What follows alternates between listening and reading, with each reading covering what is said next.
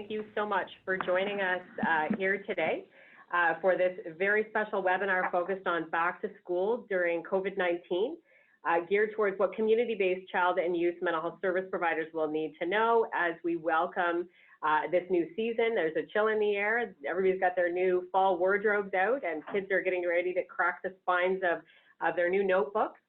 But it is a back to school like no other. And so we're really excited to be welcoming all of you to this discussion today about what to expect during our back to school this year in 2020. I'd like to start by recognizing the history, strength, and diversity of Canada's First Nations, Inuit, and Métis communities. We are committed to engaging respectfully with Indigenous children, youth, and families within and across nations in what is known as Ontario. And we'd like to begin by acknowledging the land on which we gather today is that of the traditional unceded territory of the Algonquin Anishinaabe people here in Ottawa, recognizing you folks are joining us from across the province. So before we get started, I'll just introduce myself. I'm Purnima Sundar. I'm with the Ontario Centre of Excellence for Child and Youth Mental Health, and I'll introduce our speakers in just a moment. A couple of housekeeping notes. Just so you are aware, this webinar is being recorded and the link will be available on our center's website later this week. Please keep your microphones and videos muted, and I'm in a room with a team of people, socially distanced of course, and Tracy will be able to answer any technical issues that might come up, but is also able to mute you if you accidentally unmute yourself. And we will be having, we've allowed for quite a generous amount of time for question and answer near the end of the webinar, so the last half an hour. So these questions will be moderated through the chat box, so feel free to add those questions as they come up throughout the session, and we will start to address them one by one at the end of the session. If we need additional clarification or information, we will unmute you, or you will be contacted by one of our team members who will ask you for clarification privately within the chat box. You will also receive an evaluation link at the end of the webinar. And we would encourage you all to fill those out. We've gotten some really great feedback from folks in the past that's helped us to decide what our next webinars are going to be. So really important that you share your thoughts and recommendations with us. Finally, English slides will be sent with the evaluation link, so you will have those, and we will ensure that French slides will be available very soon, and they'll be available on our website. So to introduce our speakers today, I'm really pleased to have our partners at CMHO to co-host this webinar with us. Kim Moran, the CEO of Children's Mental Health Ontario, is dedicated to improving the lives of children and youth with a focus on strengthening healthcare policy, systems, and patient outcomes in Canada as well as internationally. She's recognized as a leader and very fierce advocate of access to quality and timely child and youth mental health.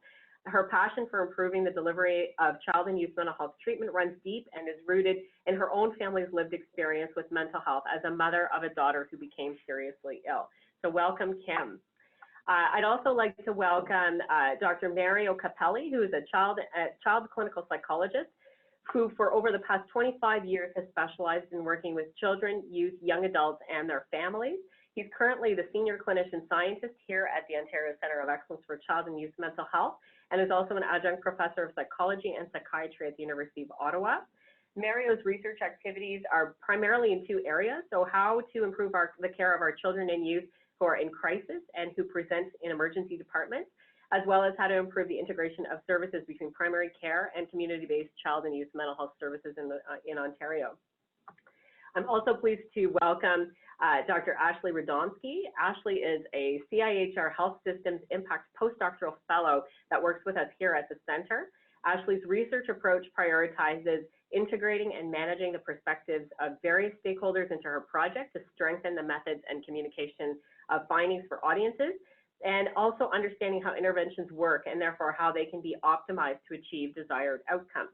Ashley's background is in neurodegenerative disease and mental health. And so we're really pleased to have all of these fabulous speakers here today who will talk to us about what to expect as we move into the back to school time here in Ontario.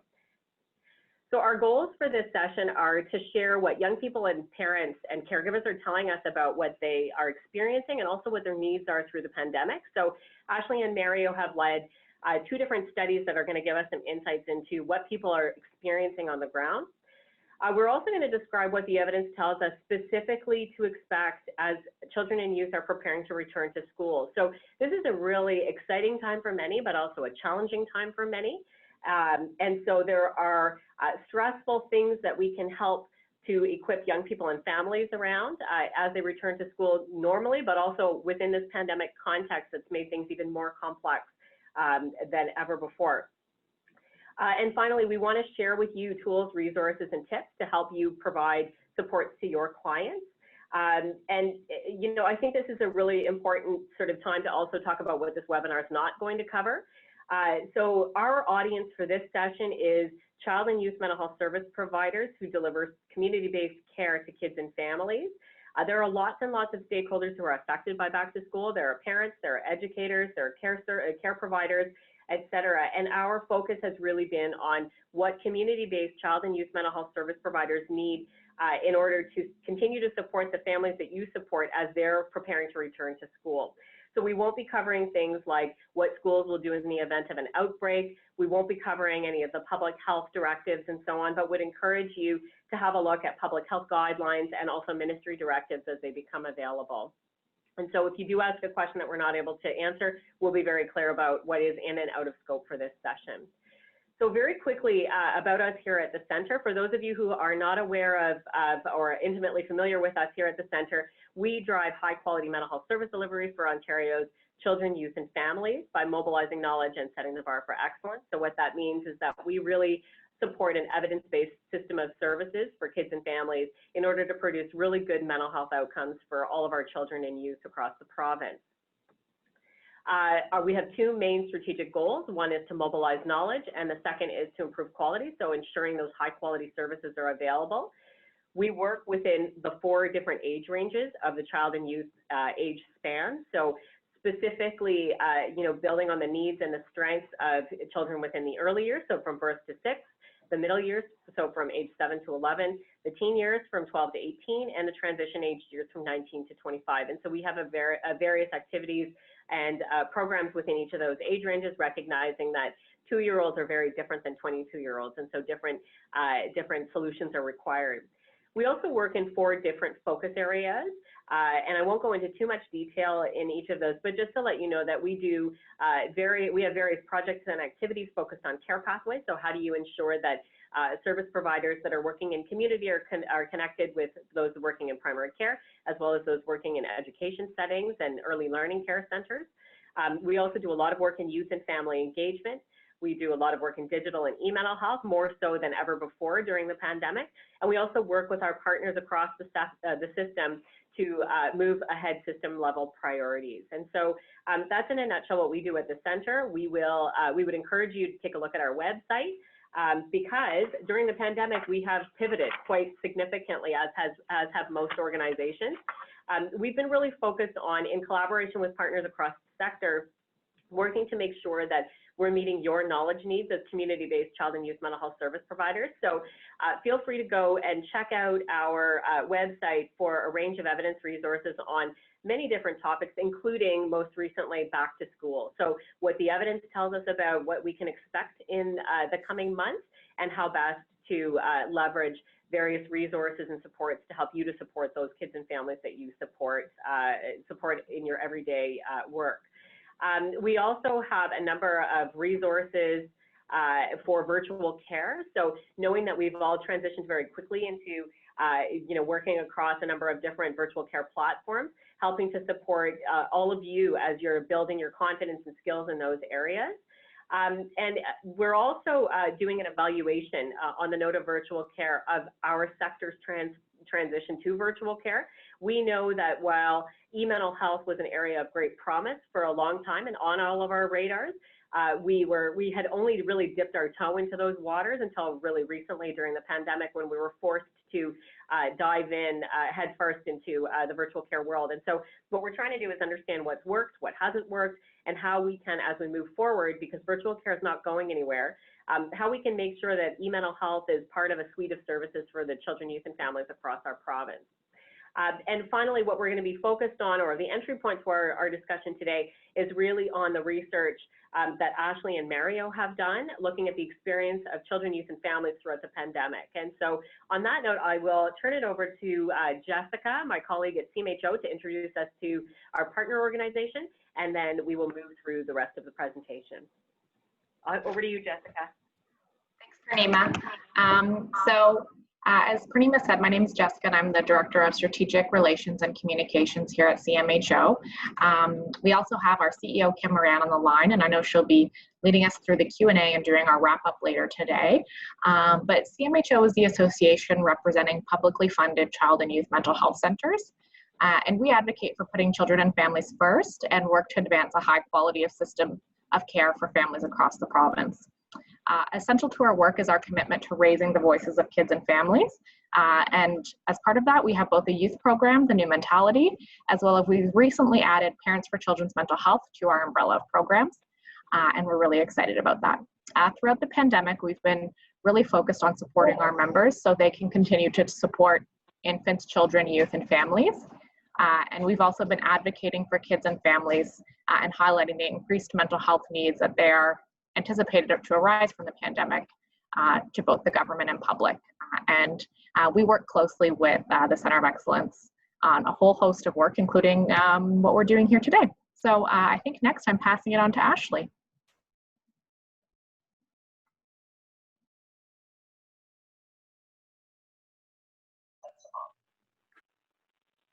Hi everyone, thanks for joining us here today. So I'll jump right in.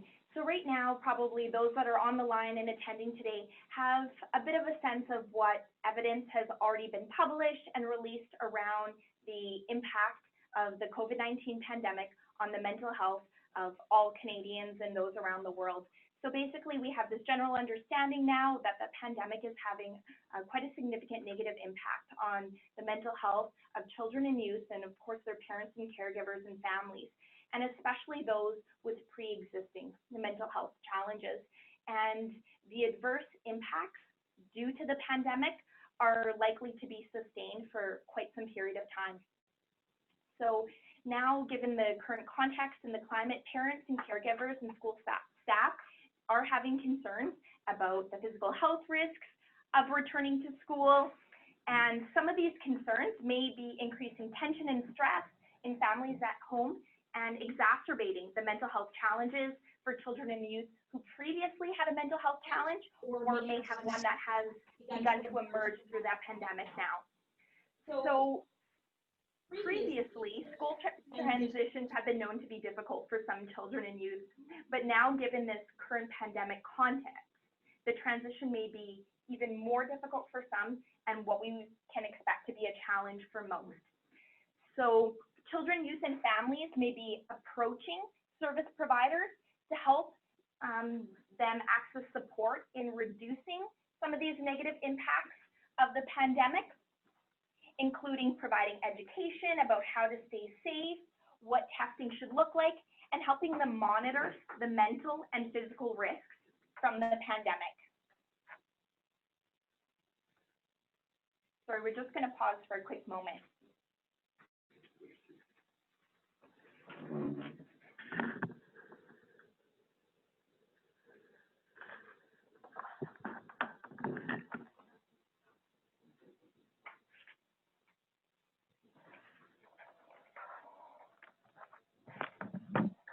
Okay, thank you for that. We're just doing a technical reorg here. So hopefully the audience is able to hear me a little bit better now. So what else do we know about the impact that the pandemic is having on the mental health of children and youth? Well, we know that there's some common stressors that are being voiced from children and youth and parents on behalf of their children and youth. So there's this idea that the longer the isolation and the pandemic goes, that seems to be a significant source of stress. The boredom and the frustration that goes with the changing daily routine, the fear of infection and constant worry around contagions, the lack of general information about how we should be responding, what are the new safety mandates and behavioral restrictions that we should be following. And so in general, we're seeing this uncertainty around the pandemic, as well as for how long it will be going and under what conditions we'll need to remain and adapt our daily lives. Of course, with the media coming out with a lot of new coverage about the changes that are going on in society that can drum up a lot of stress in children, youth, and families. And then there's those at-home family changes that are going on. So parents may have lost their jobs, and this has financial ramifications on the family, as well as stigma for those who have fallen ill due to the virus and things like that that are now experiencing a sort of negative backlash. And then what's emerging right now is that the possibility of potential negative health effects from the virus itself. So common stressors we're managing right now. The children and youth who may be particularly vulnerable to the mental health effects, the negative ones that we're seeing right now, are those who already come in with a predisposition for some mental health concerns. And what's important about the timeliness of this pandemic, especially for youth, is that the pandemic is occurring for youth as they're already developing cognitively and socially. So this is having a significant impact on the larger development that's going on for these children and youth. We currently have a limited understanding of the dangers associated with the virus, the long-term effects, and how to remain safe. Youth are a little unsure on how and when they can access help, and how do they problem solve some of these difficult situations, especially now as we're approaching the back to school. Again, those youth with pre-existing mental health concerns or with underdeveloped coping and emotional regulation skills may be at risk. And those youth who have parents or caregivers that are struggling to respond and adapt to the stress of the pandemic itself might be modeling certain behaviors or things like that that are vicariously impacting their children. So now taking a bigger step back, and just to kind of summarize and give you a snapshot of the literature overall of what's more recently coming out related to the pandemic, we can see there's a variety of different research. So briefly, we talked about there's been a fair amount of research already describing the negative health impacts of the pandemic. But what we are coming to understand is that youth, out of any age group of Canadians, seem to be those most vulnerable and most affected by the pandemic. So it's interesting, the group that we're here to talk about today. And according to a study done by CMHO, 3 in 10 Ontario children are considered high risk according to this mental health index and this survey that's conducted annually by CMHO. Some behavioral changes that we're noticing that will give an indication that children may be feeling the effects of the pandemic are changes in sleep, eating habits, irritability, outbursts, things that we would see with other like mood changes and things of other mental health concerns.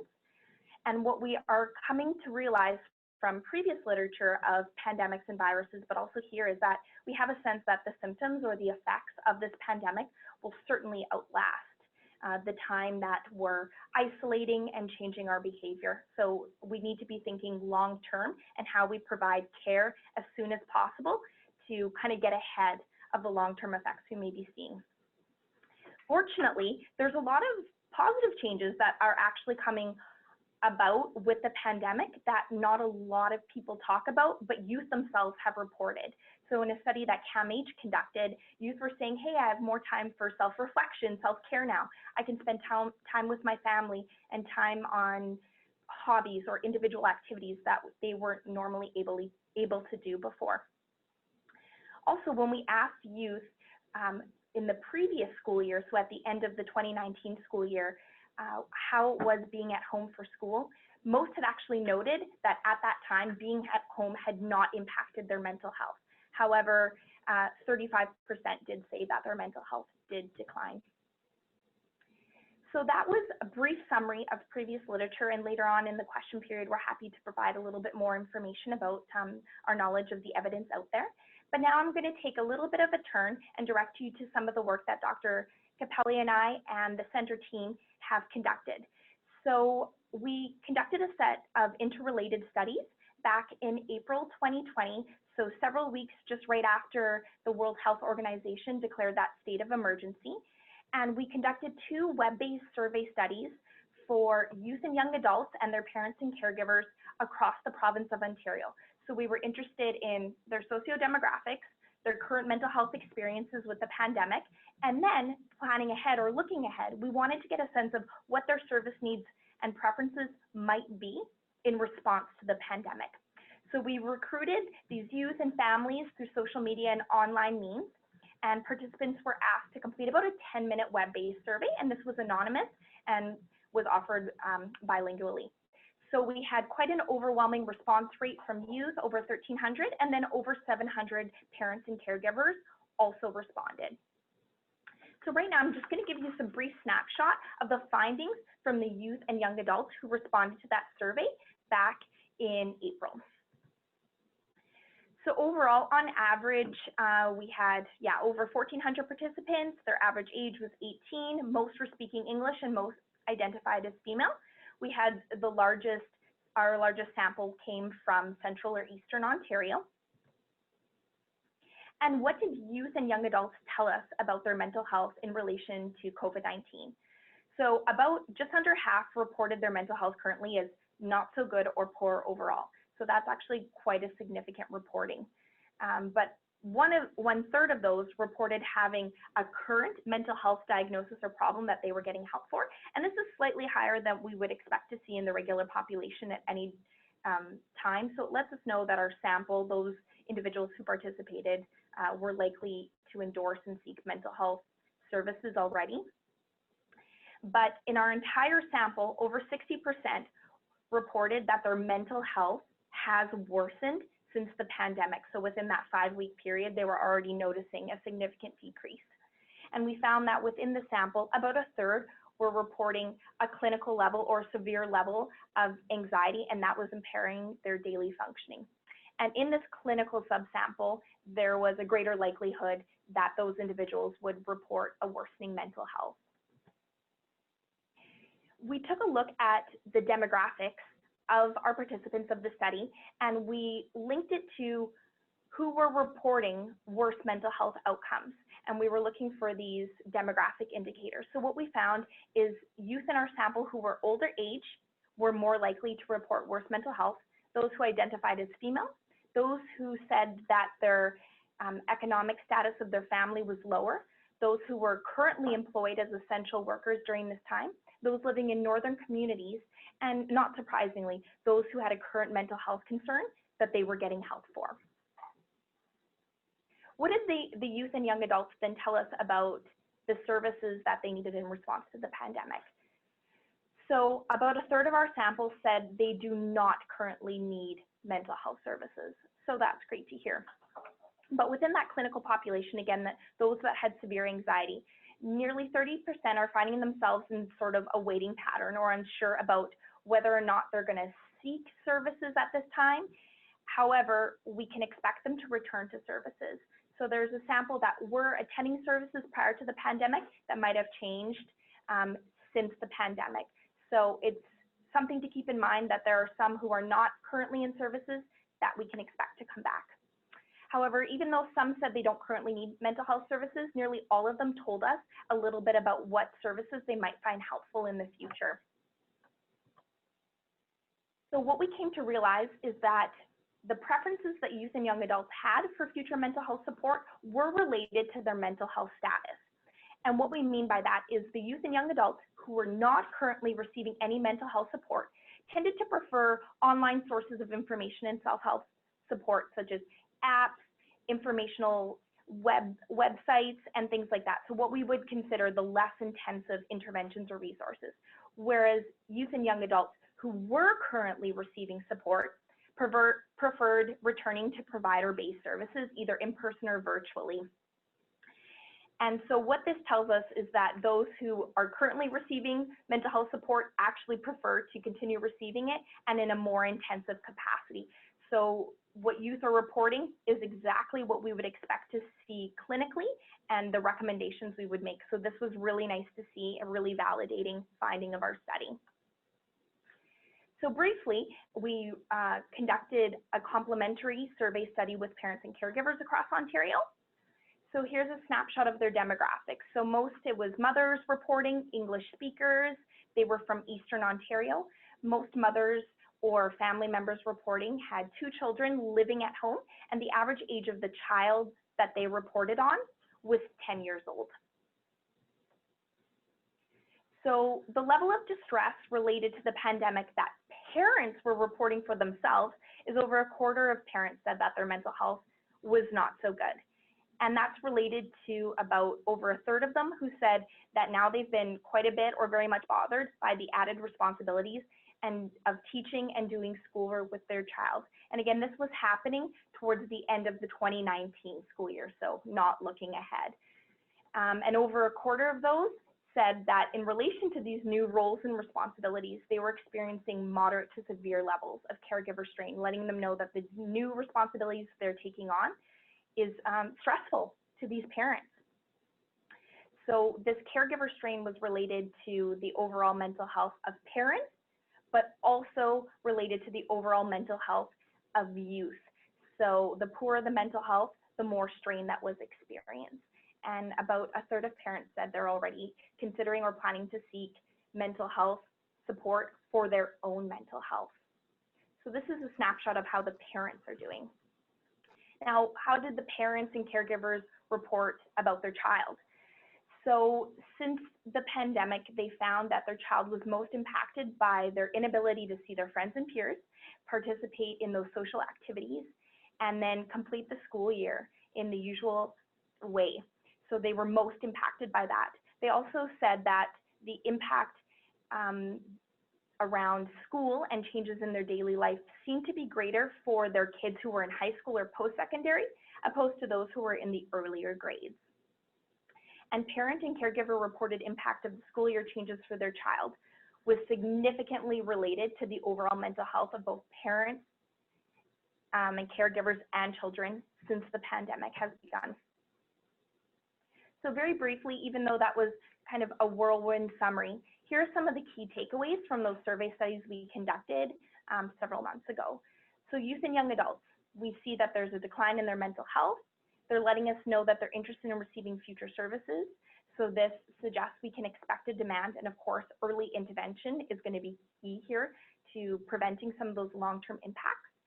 And preferences for service types were associated with mental health need and what we would expect. So again, those with greater need are identifying and preferring more intensive services.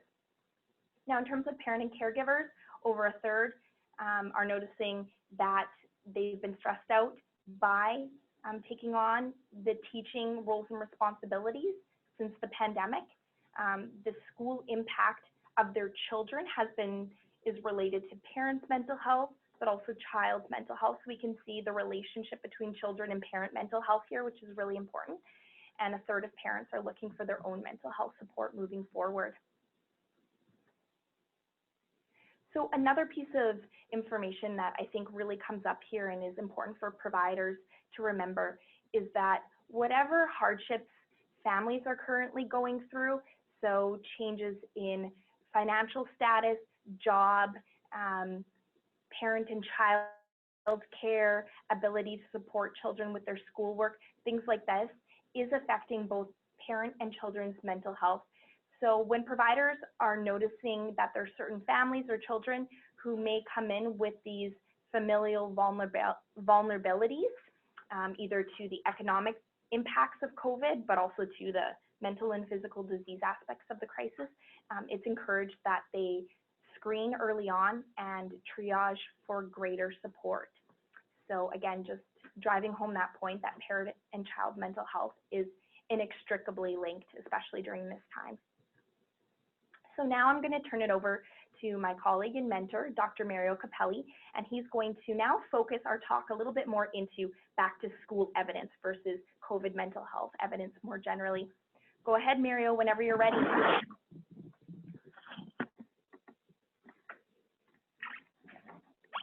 Just moving the microphone a little closer so that it can be heard.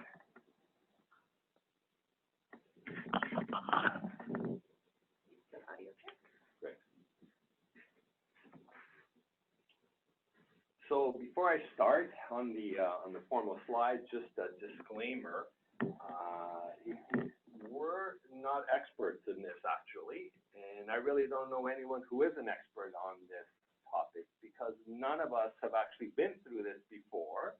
There isn't a tremendous amount of evidence in the literature that guides us.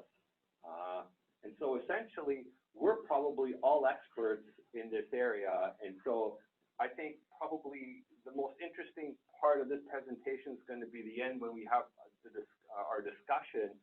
And I welcome your thoughts and your views on back to school. So next slide. Okay, I can do the slides, great. So we're really all in this together. You know, in the province of Ontario, we have over 2 million children and youth returning to elementary and to secondary schools. We have another, oh, I just got a note that cannot be heard. Some can, so you may just need to turn your audio up as high as it can go. So can you hear me now?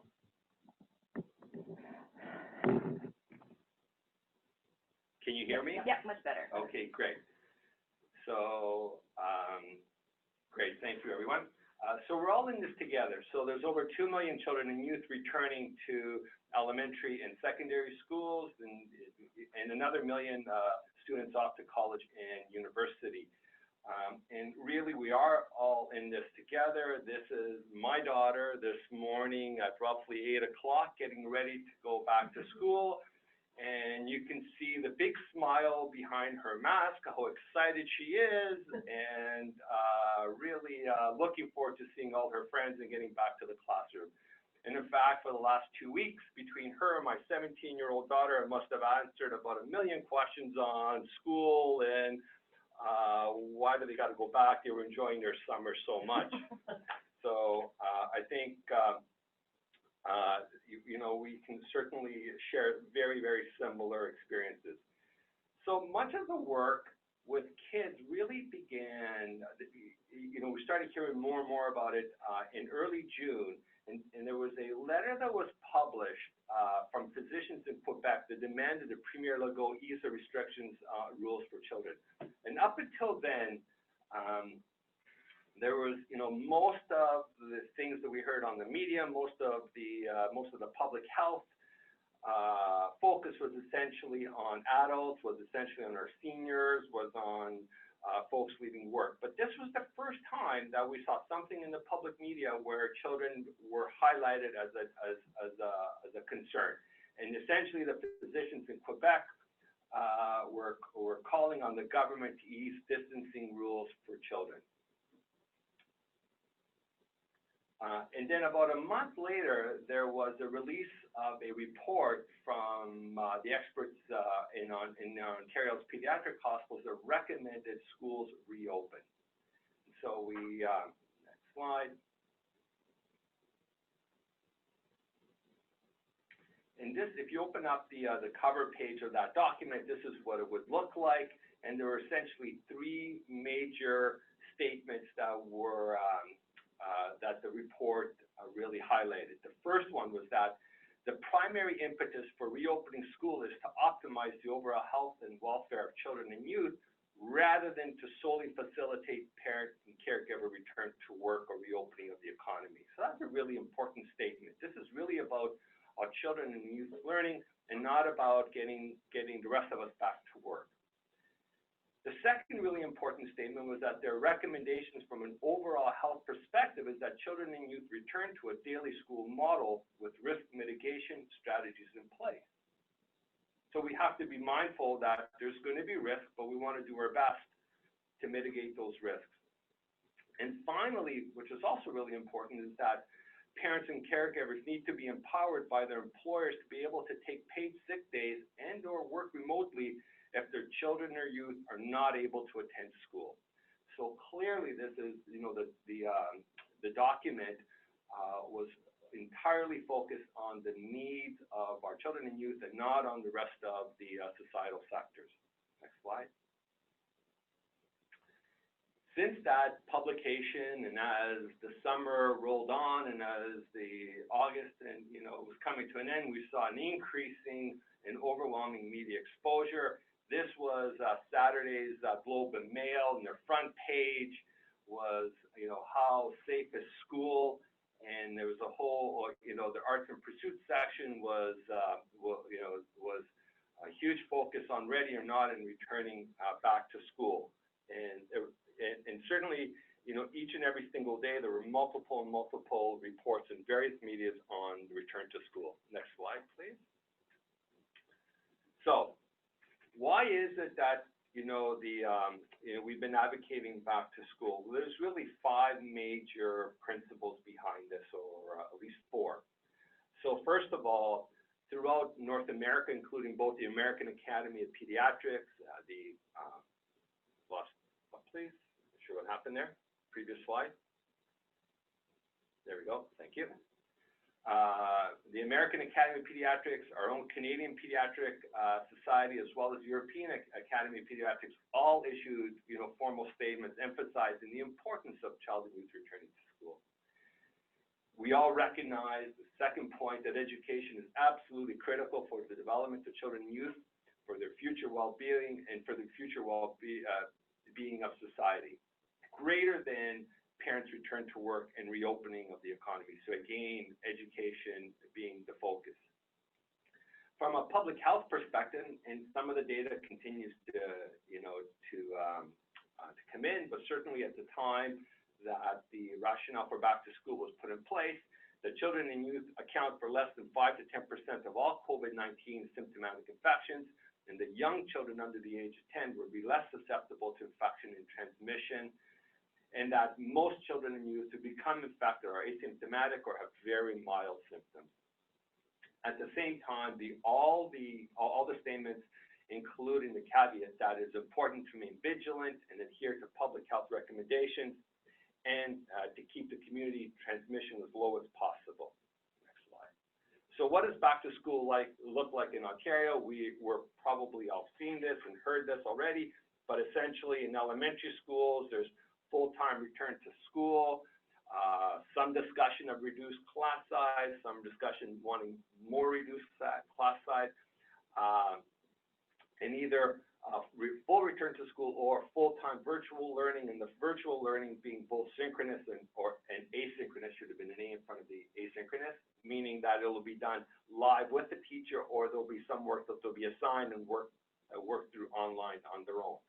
Secondary schools, again, depending on the boards, but all will have 2 cohorts. There will be definitely reduced class sizes, and there'll be alternating days. One day would be in school or virtual.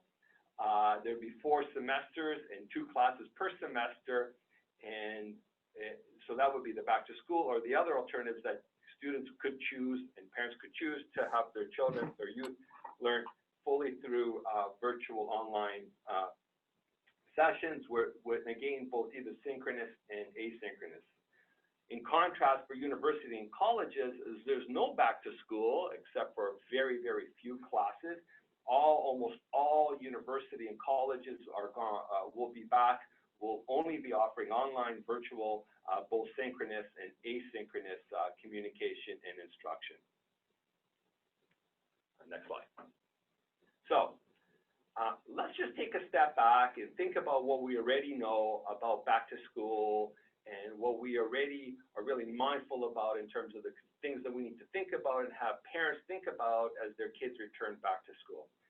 And these really haven't changed during the pandemic and aren't going to change come this week or today or next week. So what are the major kinds of things that we want to be mindful of?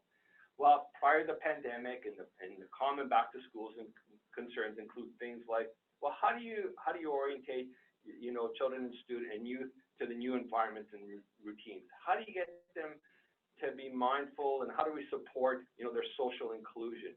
How do we, we want to be mindful and worry and think about bullying and social aggression. We want to be concerned with potential changes in peer relationships and how adults will support kids in their relationships.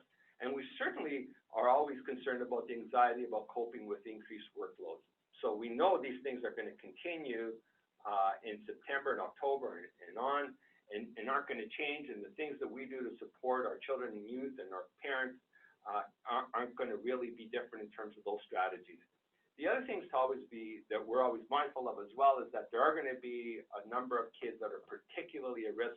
You know, those who have poor academic skills or learning disabilities, children and youth who come from a lower socioeconomic status, and also those who are members of the marginalized group.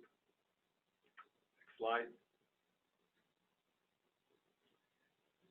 So the support we provide to our students and our children and youth and our parents, again, is dependent on the developmental needs of the children and youth. So clearly, what are going to be the concerns for children entering kindergarten are going to be a heck of a lot different than kids going off to university. And so for our kindergarten, junior kindergarten, you know, students, you know, really helping them to walk through what they expect to be, what school is going to be like, what the structures are going to look like, what their transitions are going to be like between morning and afternoon, and also helping them to regulate some of their own socio-emotional feelings. So a lot of them are going to be dealing with separation anxiety and so on, and that'll happen whether or not, again, pandemic or post-pandemic, or during the pandemic.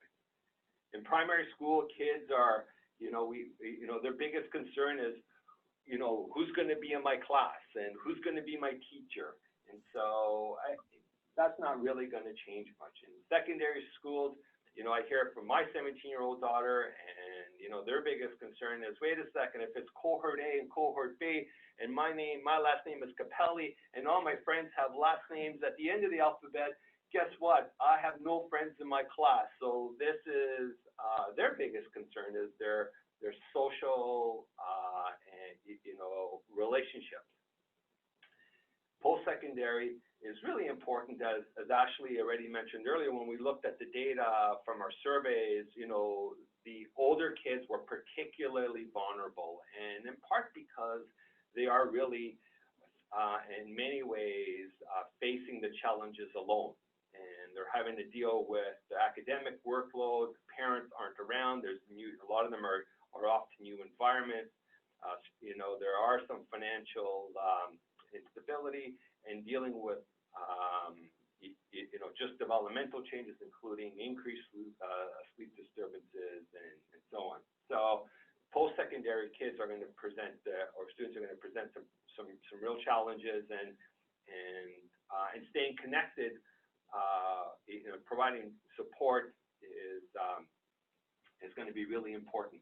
The one great advantage that we've all seen with virtual care is that we can connect now with our students who are leaving, you know, their current cities to study in other cities in Ontario. We can still stay connected. So I think that this is a tremendous, you know, advantage to virtual care. Next slide.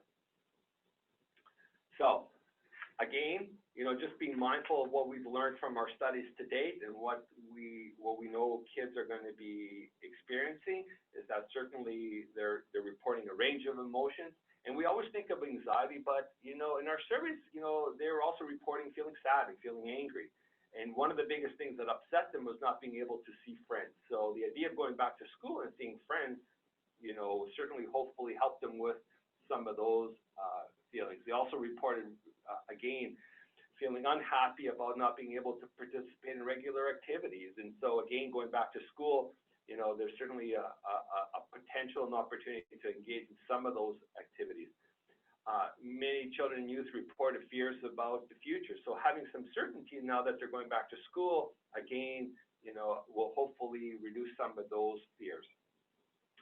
And I think the one thing that we heard in our survey, as well as others, that the youth and young adults reported lots of challenges in doing homework, you know, the way they were being assigned during the initial phases of the pandemic. So for them, I think there's, you know, we're anticipating some relief to being able to do schoolwork the way they normally would have done it. From parents, again, and this is just a reminder from what, or just a recap from what Ashley was saying, that the pandemic-related changes considered most impactful to their children from parents' perspective, was their, kids' ability to see their friends, participation in fun activities, and going back to school. So the thinking is that once they go back to school again, there'll be lots more opportunities to do those things. I'm just going to flip to the next slide, Julie. So I thought, going back to that Globe article, it might just be, I pulled out a couple of little snippets that they've asked students to share about how they felt about returning to school. So the first one is Hayden, and Hayden is, I'm not sure if you can see the bottom of that, but Hayden is 12 years old, and I'm going to read you what he said, because I think these really capture the same messages we heard in our survey and what we've been hearing from a lot of the young people that we've come across. So Hayden basically said, I'm actually quite nervous. I'm not sure how they're going to be able to control a few hundred kids. I'm not sure how teachers will make sure they follow all COVID-19 protocols. I know we're going to have to wear masks in class and follow social distancing and probably use hand sanitizer after every class. I'm most excited to see my friends again. I haven't seen some of them in months. I'm also just excited to learn in a class again.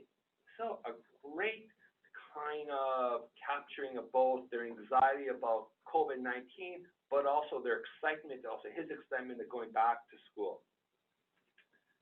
Charlotte, who's 9, I loved her little anecdote. I'm excited because I want to go to school and learn and see my friends. I haven't seen my friends at all this summer. I'm really excited because I'm going to be in class with grade 3s. I've always been in split classes as the younger one, and now I get to be the older one. So sometimes we see this through the lens of an adult and not the lens of a child. And for this child, she's so excited because for once in all the years of school, she's not going to be in a split class, and she's going to be with her friends, and she's going to be the oldest. So we kind of forget that, kids see the world a little differently than we do sometimes. And then my favorite response, the next slide, is from Logan Lamb, and he comes from Vancouver. And I'm most excited. He goes, I'm excited. I'm most excited about learning, especially math. School last year was online. I missed going to school. I mostly missed playing. I didn't get to see my friends this summer. Wearing a mask feels okay. I have a Mario mask. So I'm not sure if it's a picture of me on his mask, but I suspect it's probably Super Mario. Next slide. This is a pic from that report I talked about earlier from the Pediatric Hospitals report, and I just wanted people to look at this picture and try to see what's wrong with it. So I'll give you like 5 seconds just to have a quick no mask. Patrick, no mask, no mask, great. So I think there's one thing that's almost definitely, thank you, in the library. And what's wrong with that? Most libraries are closed. So no mask in the library, right? And the other really interesting thing, now he's young, so he has a backpack on, just like my daughter had a backpack on, but my 17-year-old isn't allowed to bring a backpack. And so they're quite unhappy because, as you know, they don't go anywhere without their backpacks. And school for them is not going to be an exception. So it's interesting that, even that report, they should have maybe put a mask on that young lad. Next slide. So here are some of the things that I think we do not know about this year's return to school. And so got something popped up there. Whoop. There we go. So we don't really know how school is going to impact services. And by services, I mean our services, right? We suspect, based on the evidence that we collected to date and what others have collected, that we're probably going to see a significant increase both of our clients who are now going to be returning to services. So during the pandemic, we saw a real drop in access to services, but and again, for lots of different reasons, but we suspect that, some of those youth and children are going to be returning to services. And at the same time, we're going to see an increase in children and youth presenting for the first time. And I also think of the folks who work in the educational system, and we think about our assessments and our psycho-ed assessments, and the number of kids who we weren't able to do the psych-ed assessments last year because of the emergency measures, and now we have those to do plus the new ones coming up this year. And how are we going to be able to really get caught up and ensure that children are identified and get the accommodations that they need. The other thing is not all children and youth with anxiety will be homeschooled. I think we suspect that a lot of the kids who present with social anxiety and some of the other anxiety will probably going to choose to be homeschooled, but some will be returning to school, and we're going to be really mindful that they may just be quietly experiencing lots of distress and maybe not, we may miss those kids, right? So being mindful of how going back to school is going to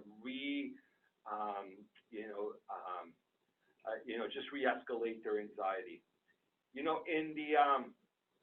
If you Google your school boards, how they're going to deal with IEPs, the individual education plans and accommodations, they all have bullets saying that they're going to continue to provide those academic accommodations. But we're really not sure how they're going to be able to do it on a practical level. There are lots and lots of youth we know that are on IEPs that don't get the supports, even though they're entitled to those supports. So how it's going to happen now with the restrictions in place and on learning from home is going to be a challenge. The last two bullets are, I think, really important and not often discussed. A lot of the impact a lot of the things that we're hearing is on anxiety and mood. But what are the mental health supports going to be like for children and youth who present with behavioral disorders, including ADHD and oppositional defiant disorder? What's going to happen to youth who suddenly say, I'm not going to wear this mask? And, are they going to be suspended? So I think it's going to be a real challenge, right? And then, I haven't seen a lot, and I can say that I've seen very, very little in terms of how we're going to be able to provide families and our children and youth support, particularly those who present with dual diagnosis, those who present with addiction concerns, and those who present with concurrent disorders. So really, I think we need to start focusing on those two last bullets a little bit more. Now, what about families? Next slide. Oh, sorry, I'm just going to go. Yeah. Right. So there's also, I just forgot this. There's also this one slide here that, the other two bullets or points that I think are really important and worth us discussing is, how are we going to deal with, our youth from marginalized and racialized communities, including both the Indigenous populations, migrants and refugees, and individuals who live in low-income or households. I have not seen a lot of evidence that has looked at those populations, and clearly we worry tremendously. Next slide. And finally, what do we know about this year's return to school? Well, certainly we know the families are going to have to do more with less again. There's been no announcements for increased funding for community-based mental health and addiction services. There has been some increased funding for school-based services. We're not sure how that's going to be translated. We know that from our own work and from the work of others that parents and caregivers are going to be grappling with their own stress and their own uncertainty of the pandemic and how to return to school, and they may require supports to aid with their own coping. And finally, parents and caregivers we know are going to be still expected to continue with their life's responsibilities, and a real challenge to balance family life and for some returning back to their own workplace, as well as having their children return back to school. So what can we do to support our children, youth, and families? First, let's try to reinforce some of the protective factors. So again, having children and youth think about how important school is in terms of a place of connectedness, a place of belongingness, and a place of belongingness and connection with their peers, and this is an important environment for them. Reinforcing again that teachers play an important part in their lives, and positive relationship with teachers, is important as well. I think it's important that, having parents available, just reinforcing that they're, being available before and after school is going to be important. And lastly, I think from our perspective is, supporting our parents in terms of letting them, so that they can advocate for exceptions for children and youth, particularly for their own children and youth, particularly during the transition, such as flexibility in programming, flexibility in school environment, ensuring that there's early identification of mental health and educational supports, and some graduated back to school transition period, not just as a group, but for individual children as well. Next slide. So other things that we can maybe support parents and caregivers in terms of strategies that they may be able to do at home.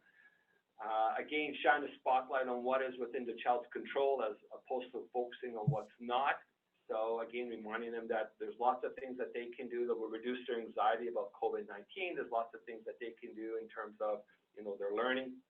I think, one of the things that we see as really important, particularly if you, with kids, that they'll often have a lot of those cognitive distortions about returning to school. They'll often have very polarized thinking. So they'll, it's going to be a disaster. It's going to be awful. And, none of my friends are in school. None of my friends are in my class. So moving, helping children to, not just look at things in a very polarized way, but trying to get them to identify positive things about going back to school and neutral things about going back to school, while at the same time, showing empathy and understanding of some of those negative thoughts that they may have.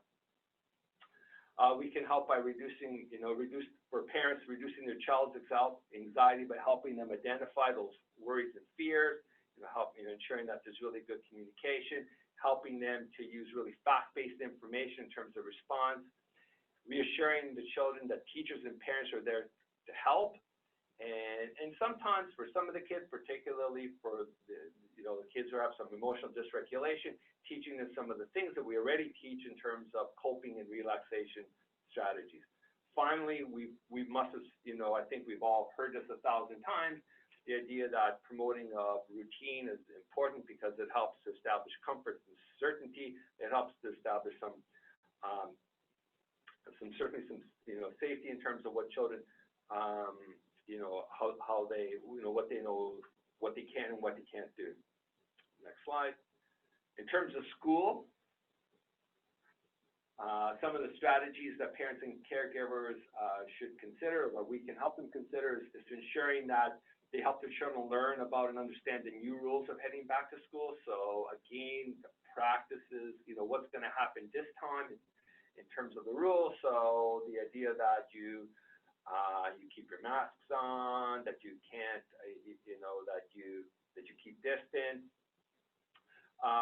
One of the things, again, I mentioned it earlier, and I'm going to mention it again, is for children and youth, particularly those with IEPs, how to help parents stay engaged and maintain communication with the appropriate school staff. I think it's going to be really, really important.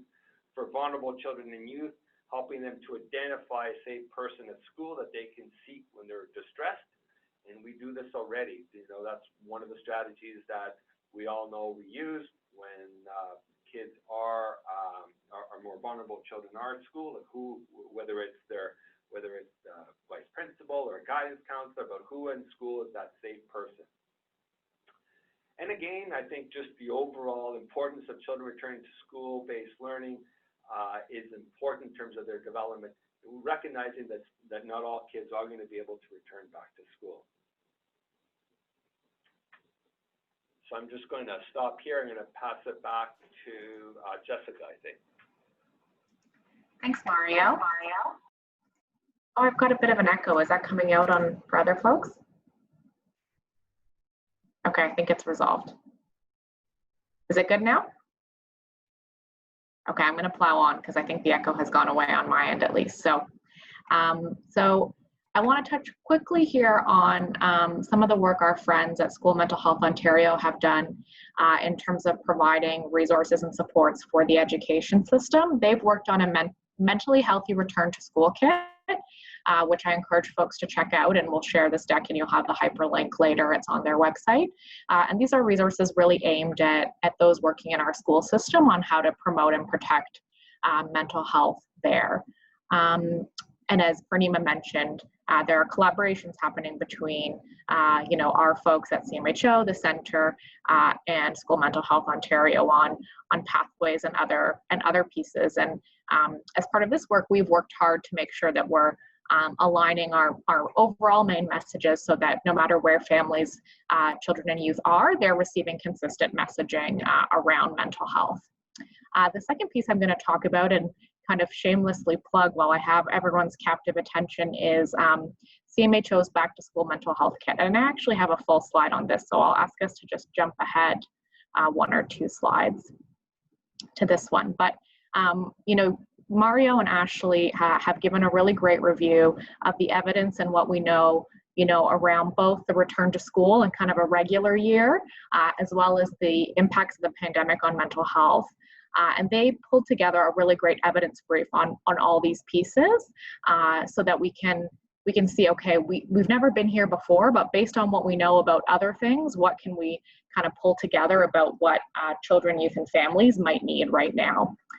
So they created this evidence brief, and then based on this evidence brief, our team at Children's Mental Health Ontario worked on a back to school mental health kit that's really focused largely to a parent and caregiver audience.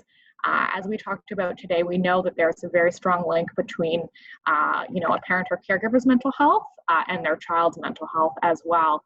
And, we've seen there is a lot of stress and, rightfully so, that parents and families are facing at the moment. So this resource we've put out has, specific articles and tips for parents and caregivers. Things like 6 tips to support your child's mental wellness and prepare for the start of the school year. And this article has really concrete steps, and a lot of them, Mario has touched on, in his previous helpful presentation. And they're also geared towards kind of age and stage for that family. So specific advice if you have younger kids and specific advice if you have older kids. There's also an article that, how can you help your kids understand pandemic prevention without freaking them out totally. So that one has a lot of helpful advice. And then, as we said before, some specific tips actually for parents managing their own mental health in the context of back to school and everything that's happening right now. So those resources are all online and they're hyperlinked in this deck, which everyone will get. There's also going to be more documents to come as part of this work, and it's a living resource. So my email is up on the screen, and once you've had, or it's not, but I'll put it in the chat. Once you've had a chance to kind of take a look, we're always welcome to folks sharing what else they think would be helpful. You are all kind of on the ground interacting with families every day, and you'll have a really good sense of what other needs are out there. So we welcome that too. Some of the specific things we're continuing to work on with our youth program, some youth tips for youth and by youth, which we think is a really great way to reach and connect with youth and support their mental health right now.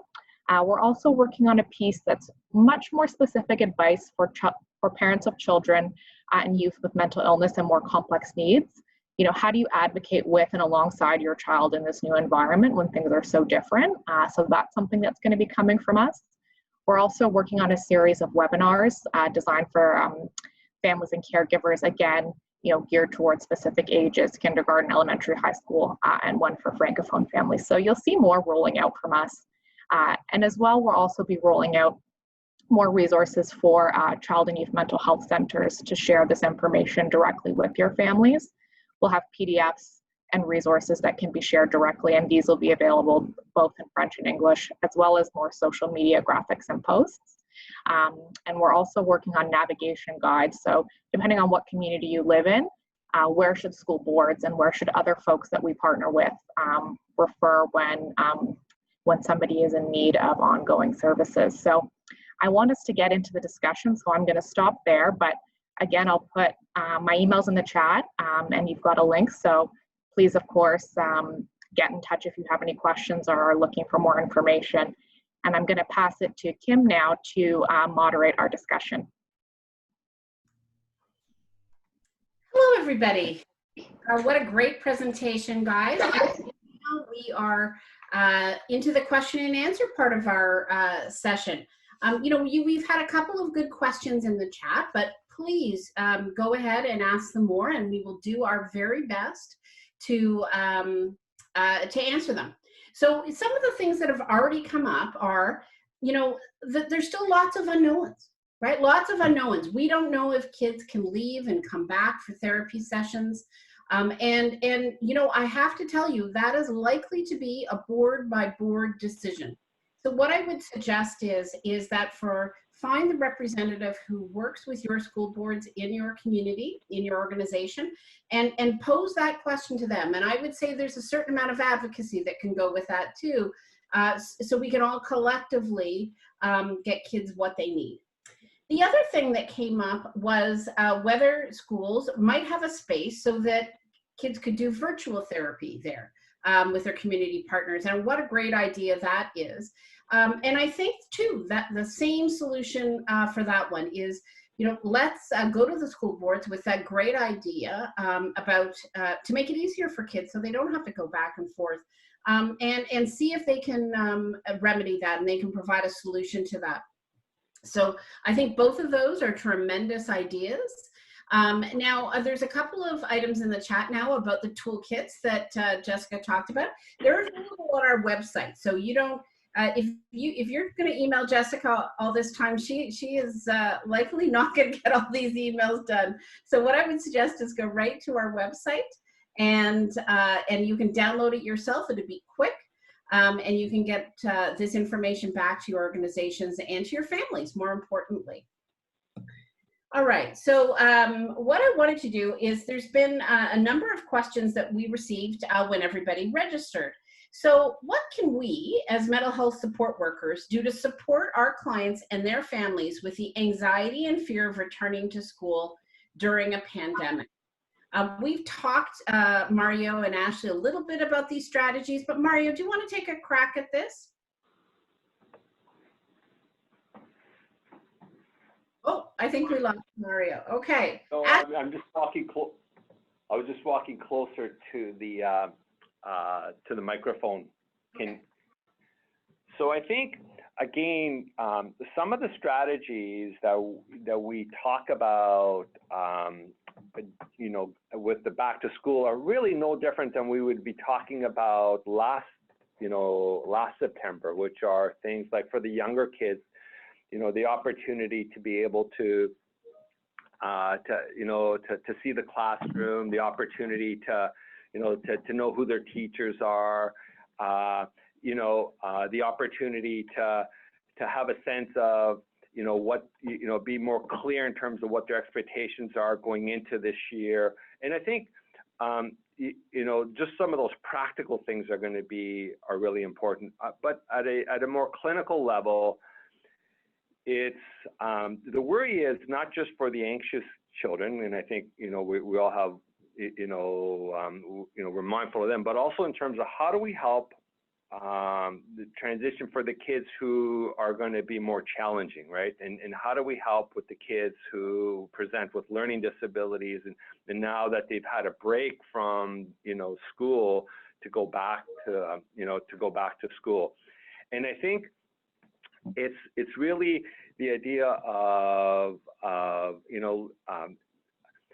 listen to what the concerns are that the kids are going to be telling us, to try to unpack or try to peel some of the layers to what they're saying, so that you can really get to the core of what their concerns are, and help them with the way they're processing that information, like I mentioned during the presentation, in terms of just that very polarized thinking in terms of I hate school, or why can't we just do it the way it was, and then helping them to kind of see things across their experience. The idea that Yep, there are going to be some things that they're not going to like about school. There's going to be some things that they're going to feel great about school. But the reality is there's going to be a whole bunch of things that they recall that that's just okay about school. So again, some of those typical strategies. And certainly, I welcome other people to post what they would recommend as well.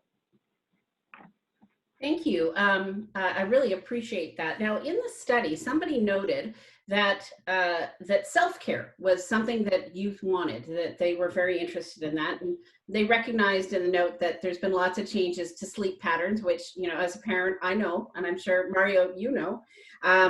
What type of self-care strategies do you think youth are most interested in hearing about? Ashley, do you want to field this one? Sure, I'm happy to. So in terms of self-care, we've had youth say that they enjoy spending time on the individual hobbies. So a big thing for them that isn't really a hobby, but is a way that they're connecting more with their own activities and interests, as well as other youth, is of course spending time online. So there is this debate about increase in screen time right now because it's used to cope, to connect. And I think more importantly, it sounds like the consensus is that making allowances for the screen time now if possible, because that social connection is more important, and teens are using it as a way to play games, to communicate, and then now some of them will be required to interact that way virtually. So, but I think it's also with the beautiful weather that we're still having right now is to encourage kids to spend time outside. And so even though they're not able to hang out in large groups, they can still hang out with those in the bubble, their family members, and things like that that are really important. And again, going back to this use of routine, that's probably one of the best self-care strategies as well. So maintaining a consistent wake up and bedtime, then that's really going to reduce some of the sleep disturbances as well. And physical activity is always something that we can recommend. Mario, from a clinical standpoint, is there anything else you'd like to add? Well, I think we always talk about the trilogy: sleep, diet, and exercise. And again, it doesn't, you know, those same strategies that we would be talking, you know, that we may have mentioned in the past, is still apply today.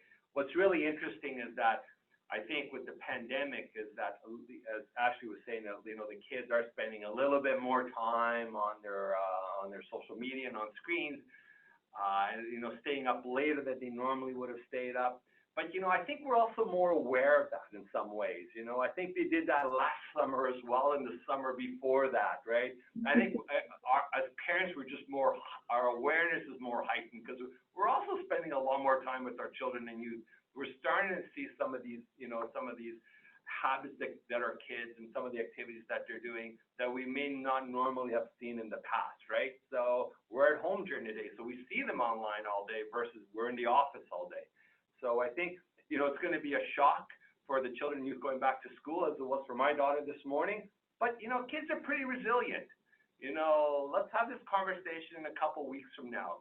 And the one thing that we don't know from all the evidence is that, you know, we don't really have really good longitudinal evidence that shows, you know, how are the kids going to be doing in a month from now or 3 months from now.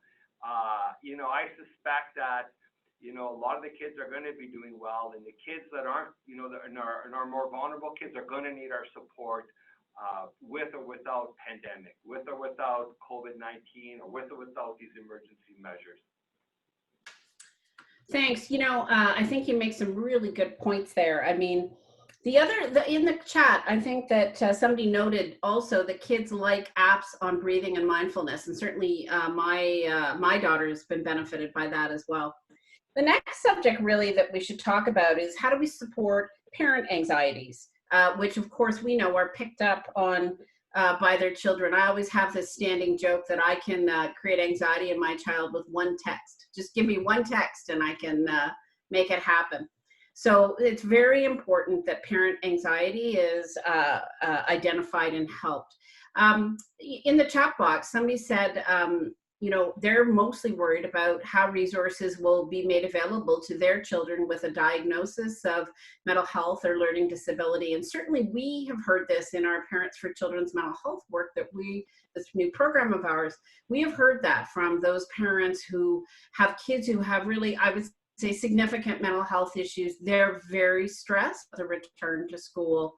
And so do you have any comments on that, Mario, perhaps? Well, I think we're all really, really worried, and in part because we've seen that the resources haven't been available in the past. When you see the evidence showing how there's been an increase or worsening of children and youth mental health, we're particularly concerned. I think just as providers and as agencies and as parents, we need to press for, increased services. There's been some, allocation of funds to schools, which is great in terms of providing some mental health support, some additional mental health supports, but we haven't seen anything, for the community, and that's pretty worrisome. I wish I had an easy, or a quick solution to that one. I think that's a really complex one that we're all deeply, deeply concerned. Well, thank you for that. Another question has been, do you have any comments about ADHD therapy to help keep kids masks on and social distancing? I can imagine in that situation with that client, it would be pretty tricky. So Mario, any magic? Boy, talk about being put on the spot.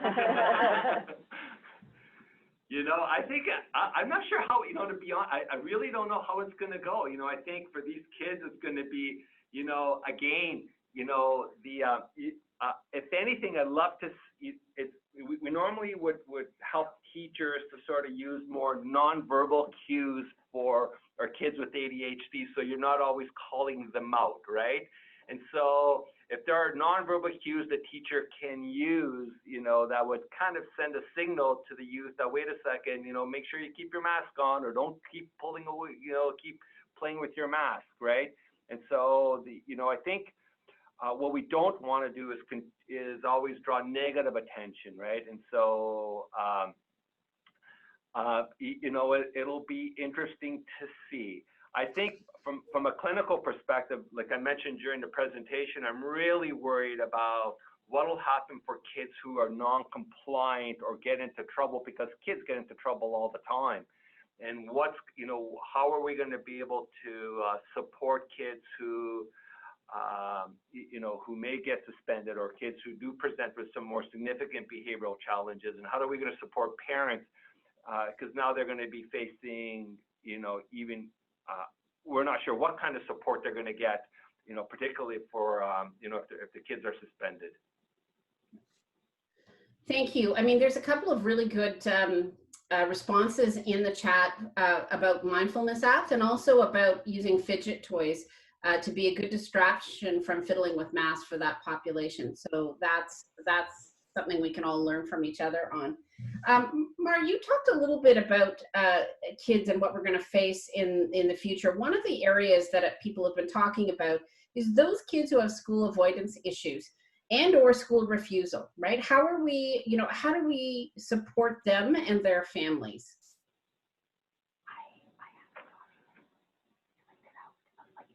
Sorry, Kim. So that question was about how do we support children and youth who present with school avoidance and or refusal and their family. So I think, again, it's for children and youth to present with significant school refusal. Again, we'll have to engage programs that currently exist that are available, with either in some of our tertiary hospitals or some of the more specialized mental health services.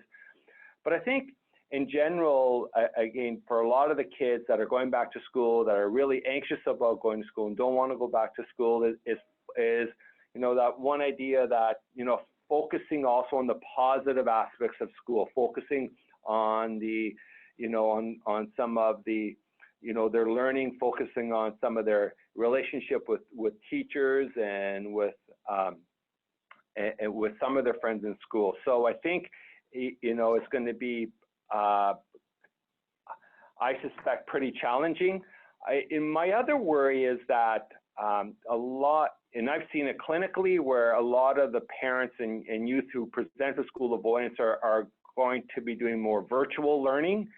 And what will happen post-pandemic when maybe virtual learning is no longer going to be offered? So we've potentially inadvertently been reinforcing not going to school and using online as a way of learning, when there's nothing wrong with that. But what will happen if the boards then say, you know, we pull back on funding for online learning, and what will that mean in terms of reintegration back to our regular classroom?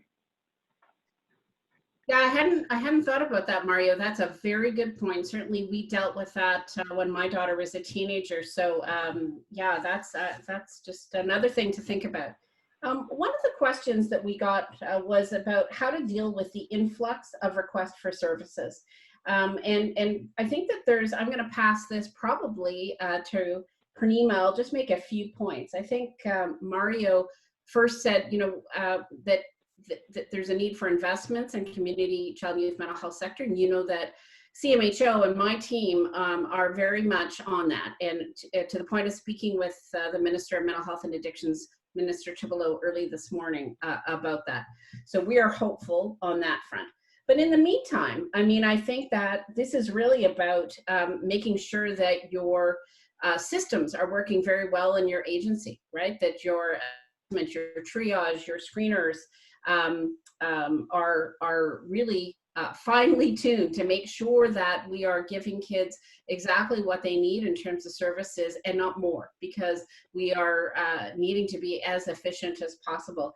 And but other than that, I think Purnima's just walked away for a minute. Ashley, oh, you're here? Yeah, no, Kim, I just came to get closer to the speaker. Sorry about that. I would echo everything that you said. I think one of the things we've been talking about quite a bit over the summer is how schools and communities can work together, because the role of schools really is around wellness, promotion, early intervention, prevention, et cetera. And so when you have young people that are identified in schools and screened, you need to have a place to refer them. So that's where the community-based sector needs to have funding to be able to offer those services. One of the things I would say, though, most recently is that with this sort of dive that we've done into virtual care, we now have increased or decreased some of the barriers to service. And so young people are able to, if they are able to, you know, use virtual care, you know, acknowledging the fact that there are a number of barriers to that, then there is, you know, a greater chance that they'll be seen more quickly, they'll be seen more efficiently, and it might just be that, you know, a few sessions virtually, and again, I'm not a clinician, so I'm looking at Mario, but a few sessions virtually might be able to sort of head off a problem before it gets a bit more complex. But again, I think it's really important for different sectors, like you said, Kim, to be working together. And I noted in the chat box earlier that there are some communities in which schools and community-based agencies work extremely well together. There are others in which there needs to be some work that's done. And CMHO, ourselves, and School Mental Health Ontario are working together to help to support those conversations to happen. Thanks. Mario, did you want to weigh in on this? How do we deal with the influx of requests for service? So I think there's a couple ways of looking at this. One is, you know, the results of the work that we've done and the work that others have done, that if you actually ask youth what it is that they want, they're pretty clear. And what they've told us is that they want services to match their needs.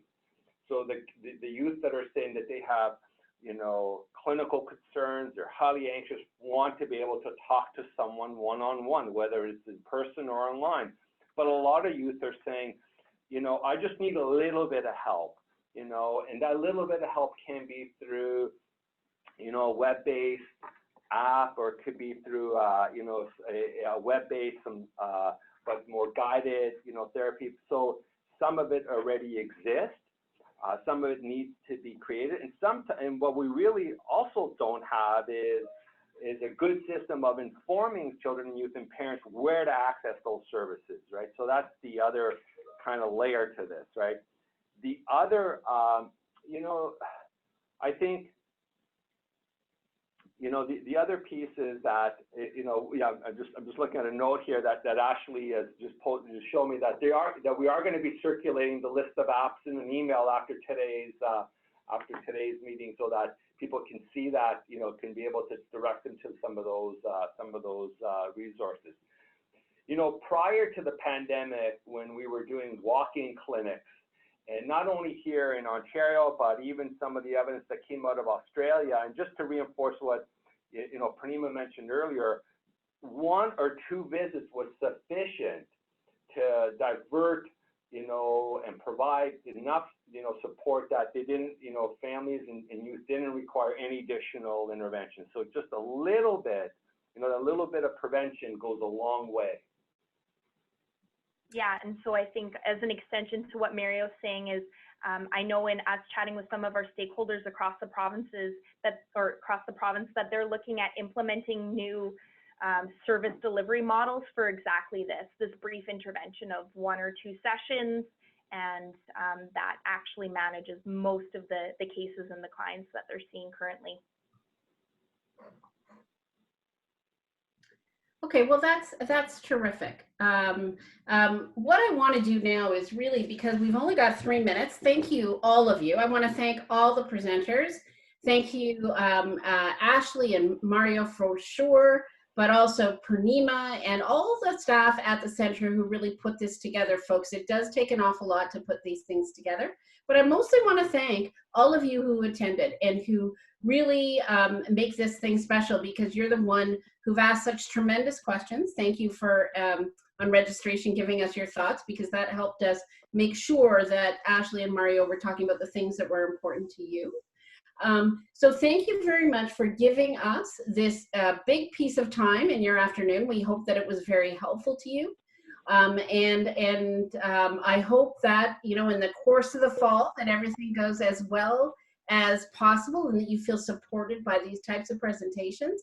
And also too, let us know what you need. We're happy to do more presentations like this.